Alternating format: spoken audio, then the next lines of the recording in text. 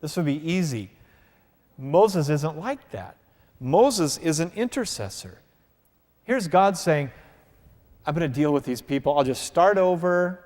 Now, when God is talking like this, do you think that God is up there really on the verge of nervous breakdown and just really confused and really working out his inner child in front of Moses? You know? No. Everything that God says is not for his benefit. Everything that he says, every question that he asks is for Moses' benefit. It's for our benefit. So he's saying, So what is he doing? He's bringing something out in Moses as a leader. And what's Moses' response? I can trust God. Wait a minute now. Moses besought the Lord and said, wait a minute. Lord, why does thy wrath burn against thy people? He goes on, he says in verse 13, remember, Lord. And I can imagine God as a father thinking, this is my son. He's growing up. This is good. This is good stuff, Moses. Keep it coming. He says, remember Abraham, God, and Isaac and Israel, thy servants to whom thou didst swear by thy own self, and didst say to them, I will multiply your descendants as the stars of the heaven. And all this land that I have promised I will give to your descendants, and they shall inherit it forever. And the Lord repented of the evil which he thought to do to his people. And Moses turned and went down from the mountain with the 2 tables of the testimony in his hand. Verse 19, as soon as he came near the camp and saw the calf and the dancing, Moses' anger burned, and he threw the tables out of his hands and broke them at the foot of the mountain. What was he doing? He was outwardly demonstrating what was an inward reality in their hearts. They broke the covenant. In chapter 24, they made a covenant. They broke it in chapter 32. He breaks the tablets in front of them as a manifestation, as a demonstration of an inward reality, an inner reality. Then he says, and this is what I get a kick out of here. This is just too much. Moses said to Aaron, what did this people do to you that you have brought a great sin upon them?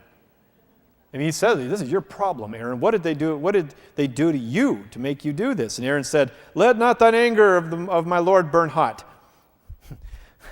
Wish my wife would answer me that way sometimes. If I get really angry, it's, sweetheart, let not thine anger of the Lord burn hot. You know the people that they are set on evil, for they said to me, make us gods. Who shall go before us? As for this Moses, the man who brought us up out of the land of Egypt, we do not know what has happened to him. And I said to them, okay, let any of you who have gold take it off. So they gave it to me. I threw it in the fire, and out came this calf. That's the question I want to ask Aaron in heaven. Is just look at him and say, did you really think he was going to believe you, on that? I threw the gold in there, and out popped the calf. What can I say? God's will be done. So Moses stood in the gate of the camp, and here's where everything changes. He said, who is on the Lord's side? And there are these points in Israel's history where they have to take stock and say, okay, hold it. Who's going on with the Lord here? And at some points, one person holds up the whole camp. Who's going on with the Lord? And they gathered themselves together to him. But 3,000 of them did not. And what happened? The Levites took their sword and they went throughout the camp and dealt with those 3,000 people. Rooted out a tremendous, grave matter in the midst of the people. And Moses says to them in verse 29, today, to the Levites, today you have ordained yourselves for the service of the Lord, each one at the cost of his son and of his brother, that he may bestow a blessing upon you this day. What happened here? Very interesting. In one fell swoop, remember, firstborn sons as priests, domestic priesthood, suddenly the nation of priests is laicized. And one tribe, the Levites, are raised up to a service of the tabernacle, and those that come from one particular family of the Levites, specifically those of Aaron, are priests that will serve as priests, high priests.